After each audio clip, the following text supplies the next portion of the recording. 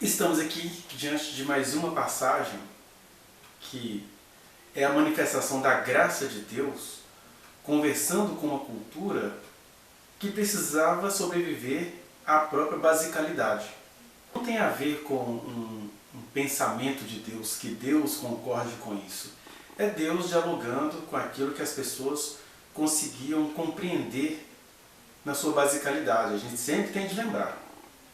É um povo que a época em que essas leis foram escritas não tinha um avanço jurídico, não tinha pesquisas científicas, não compreendia profundamente a natureza humana, não compreendia as relações sociais, né?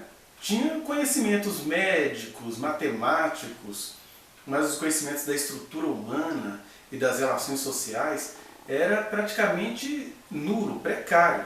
Para se ter uma ideia, esse período aí foi mais ou menos 600 anos antes de Aristóteles, que escreveu um livro chamado Política, né? Então os gregos ainda viriam escrever algo sobre a elaboração política. Por que é importante a gente ter isso em mente? Porque o que a gente faz? Nós hoje, com todo o conhecimento que o Senhor nos deu, entre nós se encontram muitas pessoas que pegam essas escrituras para colocarem em prática os seus desejos básicos, não é nem básico no sentido de estruturais, é básico no sentido de que as pessoas se recusam a avançar no conhecimento que Deus nos deu. Então, primeiro vamos ao que esse princípio quis dizer àquela geração de cerca de 1200 a.C.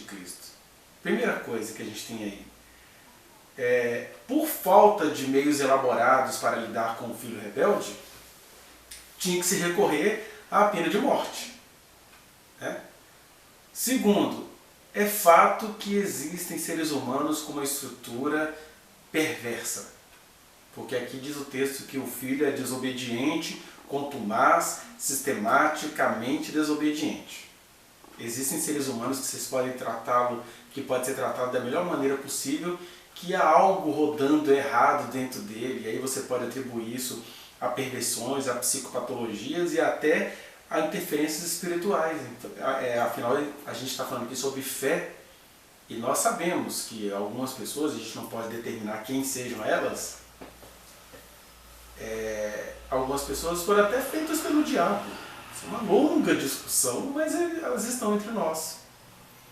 E como não se tinha como avaliar essas questões, não tinha nenhum estudo psicológico avançado, recorria-se ao remédio mais prático, que é gente perversa que não sabe ouvir pai e mãe, e aqui não se trata de criança, aqui se trata de gente adulto, porque aqui se refere a ele se envolver com vícios, né? A palavra que é usada aqui é dissoluto e beberrão, ou seja, é um cara dado à baderna e um cara dado a viagens drogaditas, digamos assim.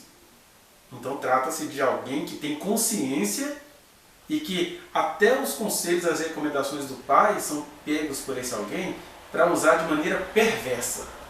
E aí naqueles períodos só tinha um jeito para o perverso, a pena de morte feita coletivamente para que ficasse um exemplo para aqueles povos, né? Até para aquelas crianças que fossem crescer, eu não posso seguir esse caminho, era o caminho do medo. O primeiro problema que a gente tem aí nessa passagem é que muita gente na atualidade, em pleno século XXI, pega esses princípios, por exemplo, para fazer covardia com as crianças pequenas. Tem gente que, por exemplo, só porque acha que uma criança está mentindo, uma mãe acha que uma criança está mentindo, pega fio de cabo de energia, fio de elétrico e bate, tortura a criança para ela nunca mais mentir para a mamãe.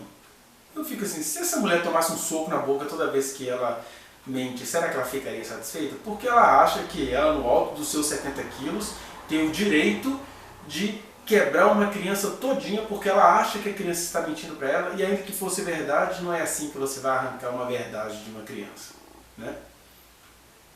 Essa basicalidade ela é tão estrutural que no Brasil, ali entre o período de 2010 a 2014, estabeleceu-se algumas leis onde esses abusos que os responsáveis praticam contra crianças, eles passariam a ser fiscalizados.